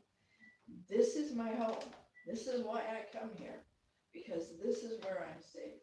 And when the community begins to see that, they begin to hear those stories, that's when change begins to happen in a community. So, you know, Baker, 10th Street bridges right on people across the street residentials, and that way, this way is Baker Street, but that way is a complete residential area. And we have You know, we've had people who call and say, oh my gosh, there's somebody sleeping on the concrete out there. You know, so we go out and get them up and, you know, say you can't sleep here, the neighbors are concerned. Then we go back to the neighbor and we talk to the neighbor, you know. So engaging with the community, the next door neighbors, the business owners, those are all things that have to happen. You have to be willing to have those hard conversations and having, you know, we have in McMinnville, we have, you know, our public health and our and HHS, and I know that they, YCAP, you know, I mean, all of the people who partner with us and collaborate with us, or with any of the organizations, you know, Howie's our organization for that matter, Howie Harkema. You know, we have these connections with each other locally, business, the businesses who are meeting the social needs. And, you know, one of the statements I love to say is, I've never sat with a 6-year-old and had that 6-year-old say, when I grow up, I want to be the best doggone drug addict or best homeless person in my city. Children do not do that. So if we're going to change this thing, we have to start with moms and dads, but then we also have to pay attention to the kids, you know, so that's called prevention because they're going to follow the patterns of their moms and dads. That's just human nature. And so, you know, you have to think about that whole big picture, but you only can eat the elephant one bite at a time, right? You remember me saying that at the last Yes. meeting that I got the quote wrong? Well, there's something about eating elephants, help me. It's one bite at a time, and so, you know, the first thing I think is just being open, honest, candid, and not afraid. You know, think about what it is to be fearful as a community member, and not being afraid to have that conversation, and show them by virtue of some stories, show them by virtue of they can move in. You can have a facility. We didn't raise, when we were at the Oddfellow, crime didn't raise in Sheridan. It didn't, you know. We had police officers dropping in there. Sometimes the Oregon State Police guy would come in, have a cup of coffee and hang out. You know, they get a little bit nervous, but you know what? They have to learn. Everybody has to learn. There's a learning process. So they have to learn that the police are not the bad guys. They're just people trying to serve and do the right thing. And they can be safe, and we're going to protect them. But we trespass people. We tell them, you know, you can't come here and hurt people because this is a safe place. It's a safe place for everybody. We want it safe for you. We want it safe for that person that you just tried to hurt. So sometimes they get trespassed and they have to stay away for 90 days or whatever it is. And then if they come back, we'll trespass them again. if they get violent with us. So, you know, Provoking Hope has a whole, I brought brochures, but I mean, we have a book here of all the services. It's about what we were doing. And they got this stuff stuffed in them. Yep, so we have all these services, so we serve the whole family, we serve every aspect wrapped up around addiction and recovery and solution. You know, so one of the things that got me into this is the revolving door at the jail, the revolving door in the courtrooms, the revolving door at the drug house. You know, I said, somebody has to put a stop to this revolving door because it's killing our community. It's killing us. And we can't just do this for money. Listen, I'll come out here for nothing. I don't need no money. I don't need a file cabinet. When did you get? I don't need a desk. I'll bring my own. I won't get mine. You know, I'll bring my own. What we do to earn money. Now, our people don't pay anything. We're not charging. It's very important. There's been some people who believe that that's part of a nonprofit is to generate money. So I think it's important for you to share that information locally. Right. For those that have been counting up. TK has a question, and then Nick is the facilitator, and he's giving me the eye. Yeah, yeah, this is, well, before we go to the questions or anything else, I guess, just on behalf of everybody, it's quite a remarkable story Yes. from where you started to where you are. Yes. And we're gonna circle back and ask you a question, so you know it's gonna come. But before we do that, we have a handout, so let's go there first. That was a very helpful information that you gave, and just to let you know, I have heard good things about Provoking Hope locally, like that the reputation, for the most part, that I've heard is very good. Like I don't have all the information on the survey on it, but I would think that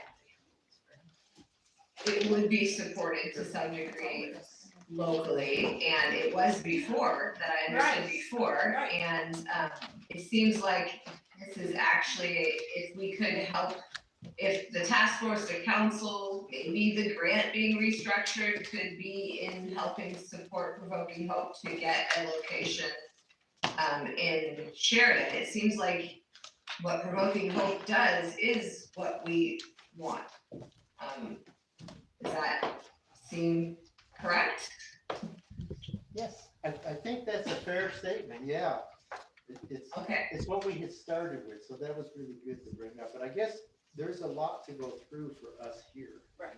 Yeah. And I guess the real bottom line question, not to put you on the spot, is, it sounds like you'd be willing to help provide in-person presentation of everything you do in the community, you just need a place. Is that a fair statement? Yeah. Okay, so I guess that makes So our, we call it like a substation, okay, and the dream is substation to West Valley, substation over in the Newburgh area for that end of the valley. okay. And then being, we have our roots in McMinnville, but that's simply because it's close to the county services. So we're walking people to the adult behavioral health building. We're walking people to the courthouse. We can walk to the back of the jail and meet people there. You guys have people from Sheridan who come all the way into McMinnville for their services. They have to. They have to, because there are no services out here. And then we're the connection point that then gets them over to adult behavioral health. We get them to go forth. Inspired, which is another agency that we work with, Recovery Northwest, Recovery Works Northwest. Wherever they want to go, that's where we're going to, and we will go with them and transport them to those places. So if they could meet out here and have a CRM, a Certified Recovery Mentor, meeting with them out here, and they need to transport it, then we would be providing that too.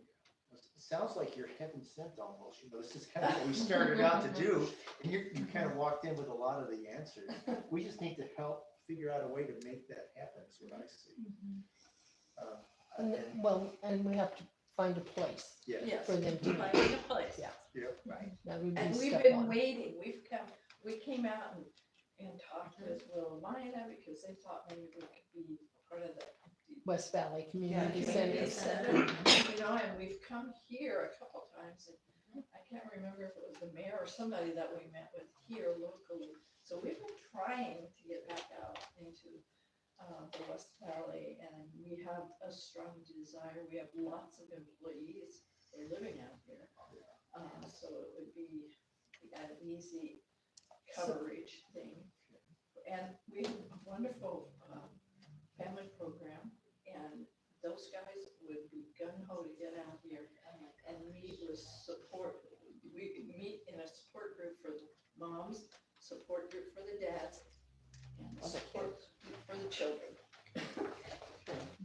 Well, I think we're in pretty good place. I'm not sure if we can do much more today. I think we have a lot of information that has been presented. Of course, we have more homework now, which is Yes. good.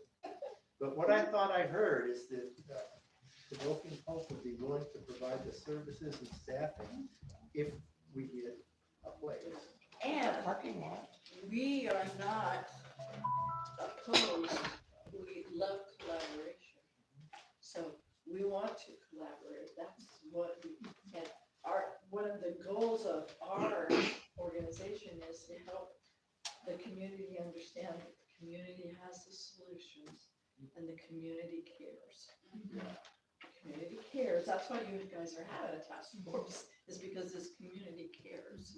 And so building that connection where there's a caring happening for your people. You know, it doesn't matter whether they have a house or not. They're your people and they're your folks. And we want to care for them. You know, you want to care for them. That's why your meeting is to bring caring to them.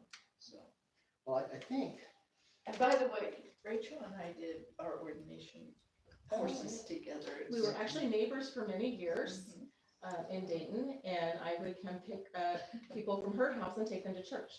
And she had Stormwater Yeah, house. we had a Yeah. treatment house that we ran for about 4.5 years. well, we could probably stay here for a lot longer, but unfortunately, we don't have that much time. But on behalf of everybody, just want to say thanks for all that you've done and all that you provide, because it helps us here, even though we may not see it.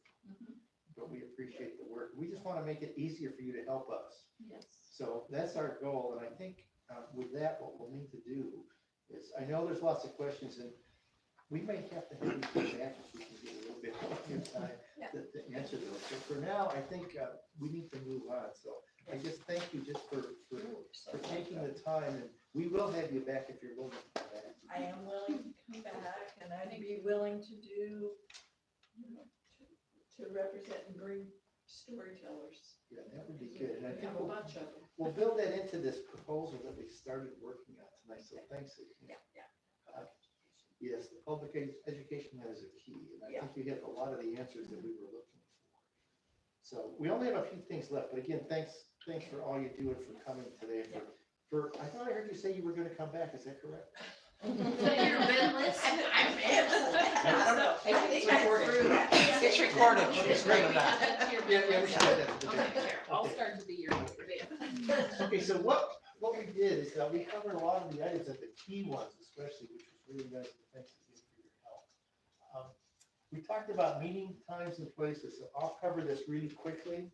Basically, we're every 2 weeks that we decided last meeting, and all the meetings will be here. There were some city requirements that we couldn't quite meet in other locations, so now that Heidi's with us, we don't have to be concerned about the overtime issue. So they'll all be here. 2 Nope, weeks I don't apart. get it. Yeah.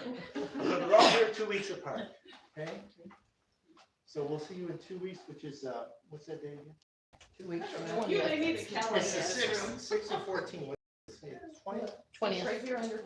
Yes, on the bottom, March. See, that's why I do stuff ahead of time, because I forget when I get involved. So March 20th here, so that circles back to those two.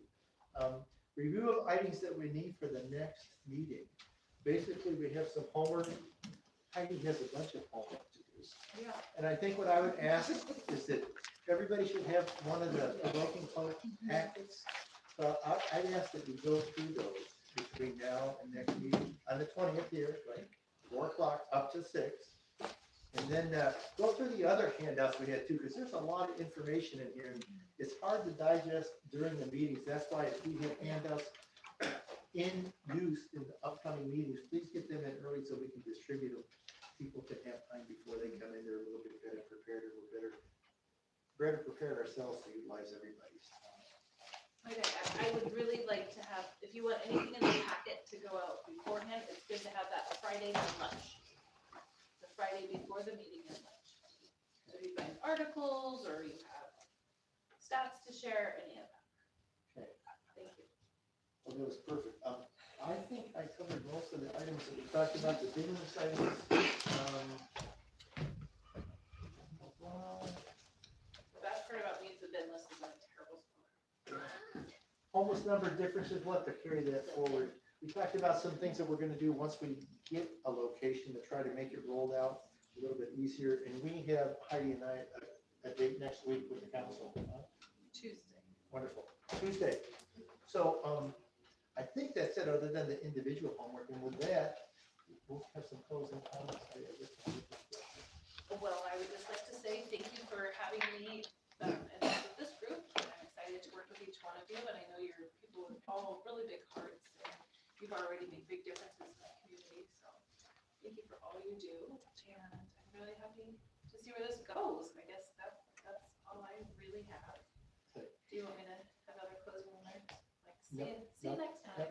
We're good. So our meeting's on the 20th. You want the comments by like the 14th? Well, let me look at a calendar.